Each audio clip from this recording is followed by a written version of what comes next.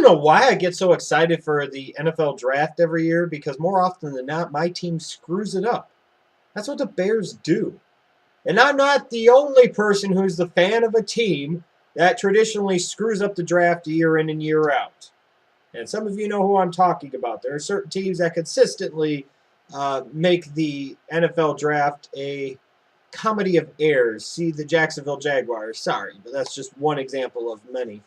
Now, I promised you in the last mock draft video I did that I would do one this time with prospective trades.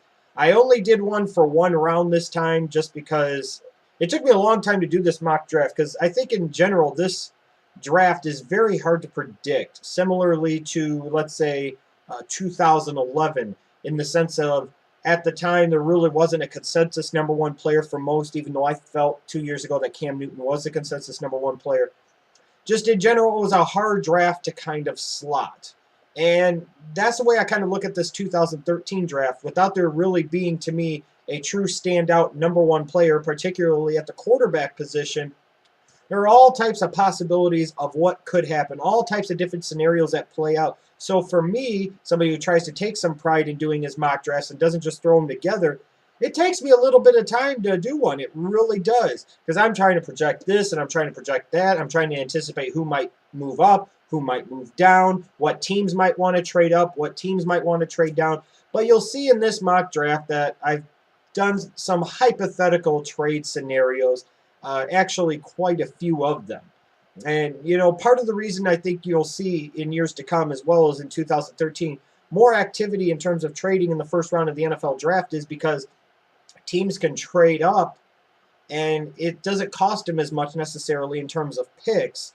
And more so, these rookies coming in aren't getting the same guaranteed money that they did a few years ago. So if you make a mistake, it's not quite as costly or risky. And that's what a lot of teams are kind of using as their MO now. It's kind of changed the scope and the focus of war rooms for the NFL. I really believe that. Now, I think you're going to look at several scenarios of teams potentially looking to move up or even potentially looking to move down. And, you know, this is a draft where it's going to be kind of hard, I think, especially at the top, unless there's a certain player that one or more teams just are dying to have. If you're sitting in the top 5 and you want to trade down, you may have a devil of a time doing it unless you find a team desperate enough to move up that high. When you look at teams that are potentially looking to move up in this draft, I think you could see the Arizona Cardinals want to move up, potentially to take an offensive tackle, maybe Lane Johnson, or maybe they want to go up and make sure that they get Eric Fisher. San Diego is desperately looking for offensive line help. Tackle, guard, doesn't effing matter. Now, they may be able to sit there at number 11 and take an offensive lineman, but chances are now for the Chargers, if they want to get one of the top 3 tackles, whether that be Joeckel, who will go mistakenly number 1, or Fisher, or even Lane Johnson from Oklahoma, the Chargers are probably going to have to move up potentially into the top 5 in order to make that happen. So if they really want a left tackle to protect Phillip Rivers' blindside and they want to draft him, they're going to have to move up, because I highly doubt Lane Johnson's going to be there at number 11. You've heard different rumblings about the Miami Dolphins wanting to get active and wanting to trade up to either get Joeckel or Fisher and be willing to trade up quite a bit in order to do so. I don't know if I fully agree with that that's the case. I don't fully agree with that philosophy, considering just 5 years ago they took a left tackle number 1 overall. They just took Jonathan Martin last year in the 2nd round, and they just let Jake Long go in free agency. So I don't understand why you would let your former number 1 overall pick go to go right back to trading high up into the draft to take an offensive tackle. But they could be a team that's looking to move up as well. You have a few teams, I think, also, and I projected a couple of these moves in this mock, that could be looking to trade back up into the second half of the first round to take a quarterback. And the reason that that will happen, whereas you might say, oh, Barkley or Nassib or E.J. Manuel, I think they're second-round picks. The reason some of these teams may want to say, you know what, fuck it, instead of taking them at 40, we want to take them at pick 29 or 30, is because when they take them in the first round, they get an extra guaranteed year on their contract. And for the quarterback position, you see the contracts that have been given out to Flacco and Romo and what's to come with Rodgers and Matt Ryan. You know, teams are going to want to lock in their franchise quarterback potentially for as cheap as they can, for as long as they can. So you'll see where I've projected 3 actual trade-ups back into the first round with Buffalo trading to Chicago's pick to take Matt Barkley, the Jets trading up to Green Bay's pick at 26 to take Ryan Nassib, and the Eagles trading up to number 29 to get E.J. Manuel. Again, this all kind of falls into that scenario of teams looking for quarterback help. Buffalo brought in Cobb. Philadelphia still has Vick and Foles.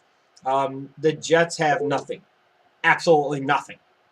But these are three teams that are going to be looking in this draft for their quarterback of the future, whether that be in the first round or not. But I think they are all candidates to potentially trade back up into the first round to get that quarterback, again, for the reasons that I stated, for that certainty, that security of knowing that they would have, if these guys pan out, their franchise quarterback for an extra year, as opposed to if they took him in the second or third round, let's say.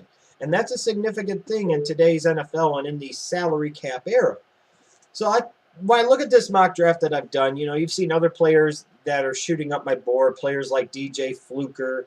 You see Cordarrelle Patterson's dropped a little bit. Monte Teo's going 25 to Minnesota. Menelik Watson's going to Houston at 27. You might sit there and say, why the fuck would they not take a receiver? Well, Houston has spent so many years not addressing that position in the first round. Why would I anticipate that they do it now? They could, but I'm just saying they could be just as likely to take another position and whoever the fuck it might be. That's why I put Menelik Watson there from Florida State at number 27. I think you're going to see a lot of other surprises in this draft in a couple of weeks. You're going to see a lot of players go much higher than you anticipate. You're going to see players go much lower than you anticipate. You'll see in mine that I've got people like Tavon Austin and Tyler Eifert in the top 10. It's not as crazy as it sounds in a draft where there's not really a creme de la creme or a top shelf in terms of talent. Teams are going to be gambling on upside. Tavon Austin has a lot of upside. Tyler Eifert, teams are going to look at tight end as a trendy position, a copycat league, and they're going to value him as a top tight end prospect in this draft. Somebody could potentially take him in that first 15 picks. And in this case, I've got Tennessee taking him at 10. Bottom line is I'll be doing at least 2 more mock drafts that I know of. I will be doing one more that you'll see in the middle of the week for sure. I'm not sure what the format of that one's going to be. That'll probably be, if I had to guess, a 2-rounder, no trades, what I think teams should do. Then you'll probably see one coming up this next weekend that will be focused on what I think teams will do, 1 round maybe with prospective trades. And then you'll see one more mock draft out of me that'll be uploaded either next Tuesday or next Wednesday. That will be a 3-round mock for sure. I could guarantee you that. I will do my best to project trades and everything else, and that'll be my final 2013 NFL mock draft. Now, in the meantime, on this channel, you're going to see a number of other draft-related videos in the next week and a half or 2. There's going to be, kind of previews of each of the individual positions, quarterback, running back. You get the drill. But I'm also going to do some special commentary videos pertaining to different subjects relating to the 2013 NFL Draft. And the first one that you're going to see from me deals with Joeckel and whether or not he should even be the #1 pick this year.